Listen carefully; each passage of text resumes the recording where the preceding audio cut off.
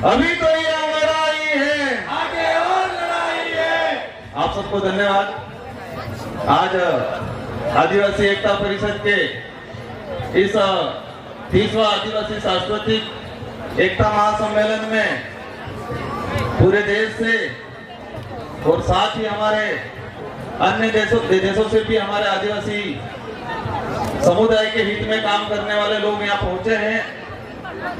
कई जनप्रतिनिधि भी आए हैं और इस कार्यक्रम को हम सबने मिलके सफल बनाया है। लगभग सफल होने की कगार पे जा रहा है और ये एक ऐतिहासिक कार्यक्रम है। आज लगभग मैं लंबे समय से इंतजार कर रहा था, क्या बोलना था वही भूल गया और हमारे संचालक महोदय जी बार बार कह रहे थे, वही याद रह गया मुझे। कह रहे थे कि राजनीतिक बातें नहीं होनी चाहिए। सही बात है, हमारे समाज में जब राजनीति घुसी और हमारा समाज बिखर गया, आजादी से पहले हमारे समाज के लोग सामाजिक मुद्दे को लेके एक हो जाते थे, लेकिन स्वतंत्र भारत के अंदर सामाजिक कोई मुद्दा आता है तो वहां राजनीतिक देखी जाती है और राजनीतिक इतनी खतरनाक घुस गई है जिसको हम छोड़ भी नहीं सकते। मैं इस कार्यक्रम में आया कल रात को लगभग 9 बजे के आसपास, तो वहां गेट के अंदर वहां आसपास साथी पूछ रहे थे, किसी ने कहा ये विधायक आए हैं, तो वो पूछ रहे थे कि कौन सी पार्टी से हो।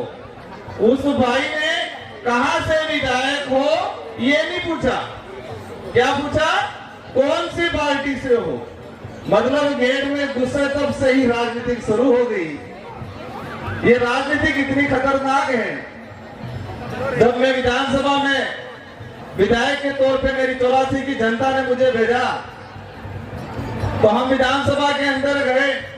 इससे पहले हमने पढ़ा था कि संसदीय जो व्यवस्था है उस व्यवस्था को कि हर विधायक को एक समय मिलता है निश्चित।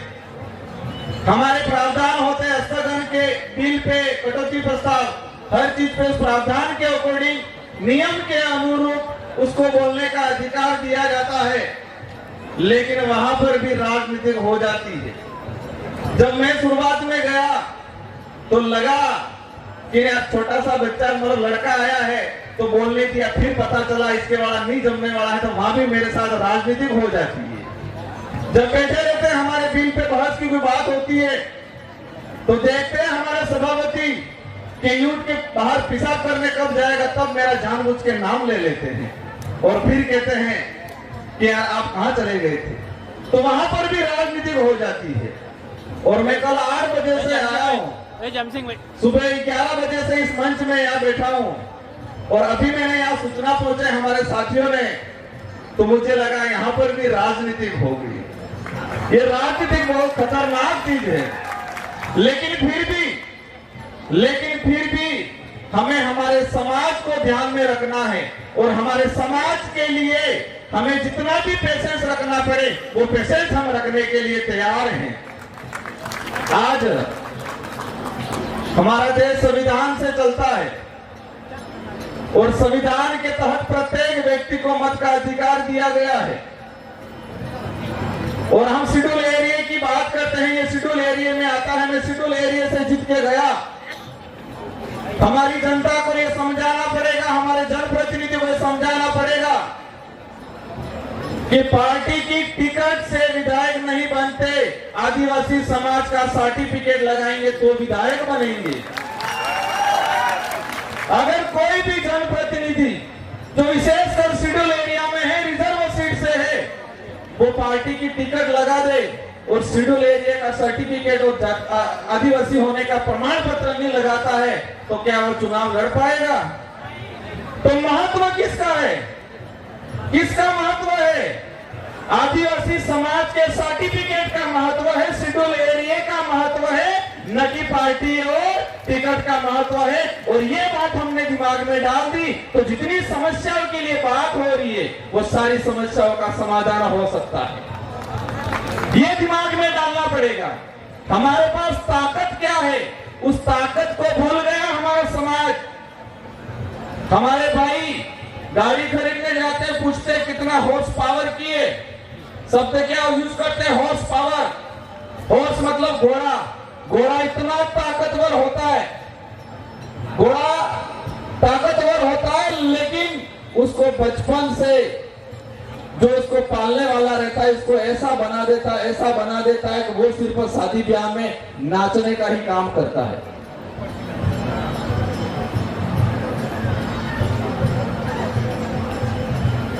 तुम्हें तो बता रहा था कि घोड़ा बहुत ताकतवर होता है, लेकिन उसका जो हमारे यहाँ डोली बोलते हैं वो इसको इतना कमजोर बना देता है कि वो सिर्फ शादी ब्याह में दुल्हा दुल्हन को बिठा के नचाने का इतना ही काम करता है, वो इसकी ताकत को भूल जाता है। और वही चीज हमारे समाज के साथ हुई है।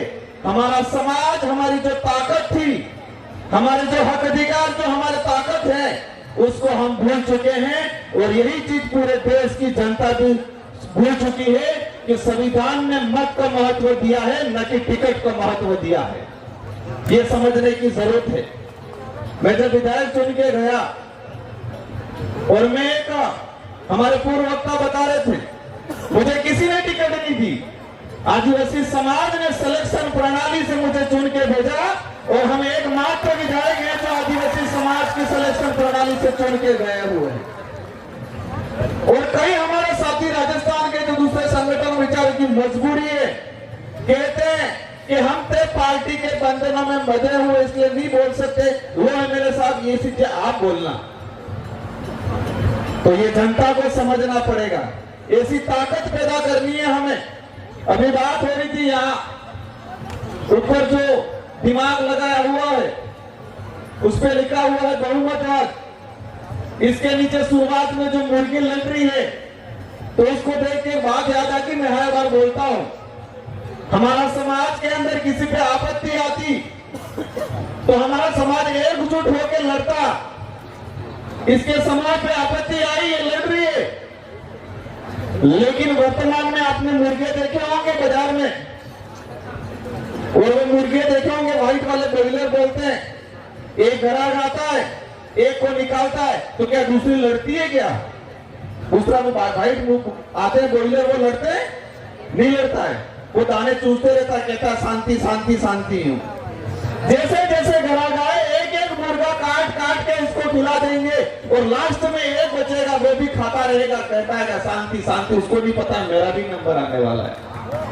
ये स्थिति हमारे समाज की हो गई है। हमारा समाज किसी बात को लेकर लड़ने के लिए तैयार नहीं है। बात आती है तो भिलाला का मामला, भील क्या करेगा? ये तो गोंड का मामला, संथाल क्या करेगा? ये तो नगाओं का मामला है, ये भील क्या करेगा? ये स्थिति में बैठी हुए बॉर्डर बेस की बात करते हैं, हम आदिवासी समाज की बात करते हैं, लेकिन हम समूह में बटे गए।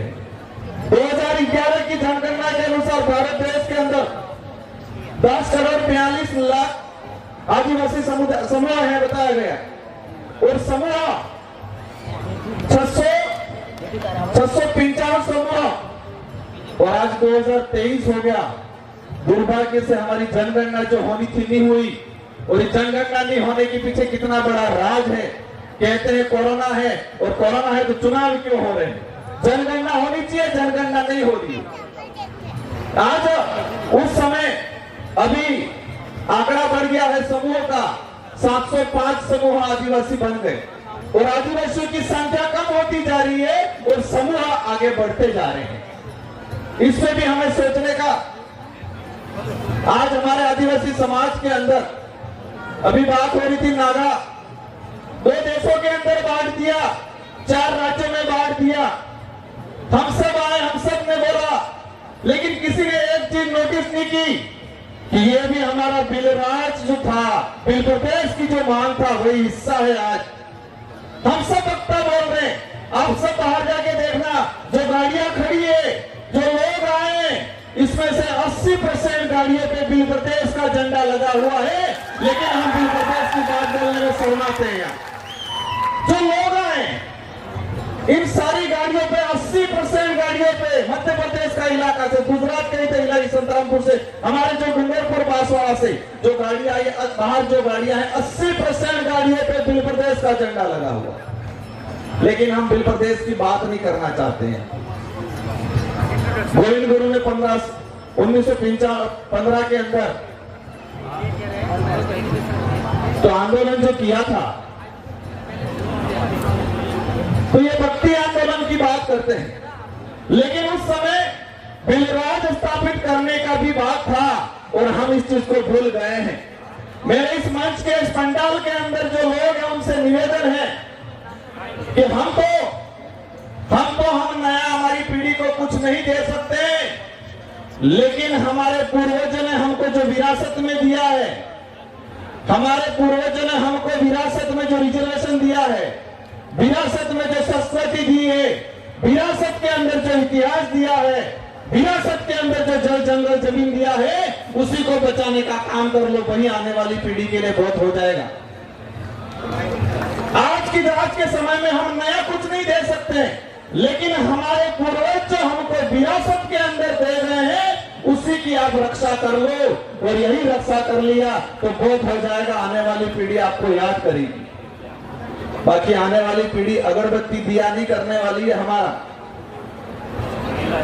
आज हमारे आदिवासी समाजों के, हमारे पूरे देश के अंदर स्थिति बनी हुई बहुत खतरनाक, कोई बोलने के लिए तैयार नहीं।